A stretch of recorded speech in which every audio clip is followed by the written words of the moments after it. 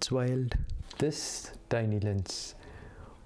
Well, tiny as compared to other lenses that give you this much reach. The Olympus 75-300 f4.8 to 6.7 can zoom all the way to a 600mm full frame equivalent. That's wildlife territory, and it probably weighs less than your lunch. I've been testing it for about a week now, and this is my first real step into wildlife photography. It's been exciting, eye-opening, and surprisingly addictive. So consider this my initial review from someone who is just getting their feet and their camera into the wild.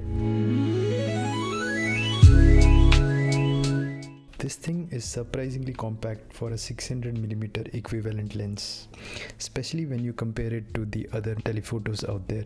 It's plasticky, yes, but it doesn't feel like it'll fall apart in your bag.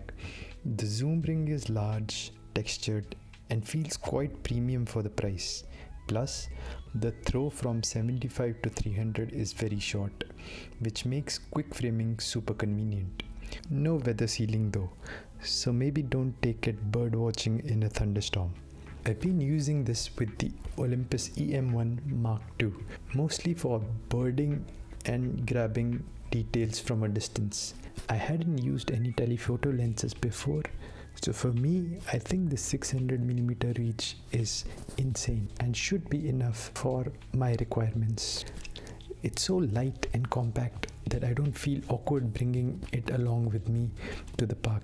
In fact, I've started looking forward to these long walks. Every time I spot a bird now, I kind of try to guess the species of it. A week ago, I couldn't tell a tit from a jay. Now, I know there's a bird called tit. Who knew? Autofocus is decent in good light, not blazingly fast, but enough to lock onto birds and slow movers. Continuous AF though, I think it just tries its best.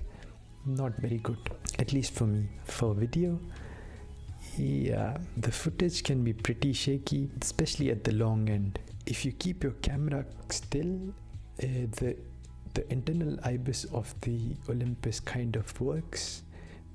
But if you try to pan or move the camera, the footage is quite shaky. It's kind of unusable. For pictures, sharpness isn't this lens's strongest trait. For rookies like me, it's just okay, definitely usable, but don't expect tack sharp results. And at 300mm, the longest reach, it gets quite soft. I've heard that stopping it down might help a bit, but still, this isn't a pixel peeper stream. So, talking about pixel peeping, I thought I'll show you some of my images that I edited in Lightroom and how I try to make the most out of this lens. And yeah, if you have further tips, please let me know. So you see here I have selected some pictures, and you see there's like a stack for each of them. So what I'm usually doing is, for instance, for this picture, you see this is quite sharp and clean. So basically in my workflow, what I do is, here's the original one, which is quite grainy. I don't like to spend a lot of time editing the picture, so I'm just using this auto. Gives me a decent place to get started with. So if you press Alt or Option and try to move this, it basically will tell how much on what parts of the images the sharpening will apply. So I kind of try to push this to the max, which avoids adding sharpness to the grain, and then I'm adding a bit of sharpness here. And then basically once I have a little more texture into the pictures, all I do is go ahead and click denoise, which does a pretty good job of clearing out the noise and gives you a really nice and clean image. You can see similar pictures here. This is the after, this is the before. This one has done a decent job. This one is at 300mm maximum. So anyways, you lose a lot of sharpness, and the bird was quite far away. But I think if you look at the before picture, let me remove all the edits. Well, from there to getting here, I think it's quite nice.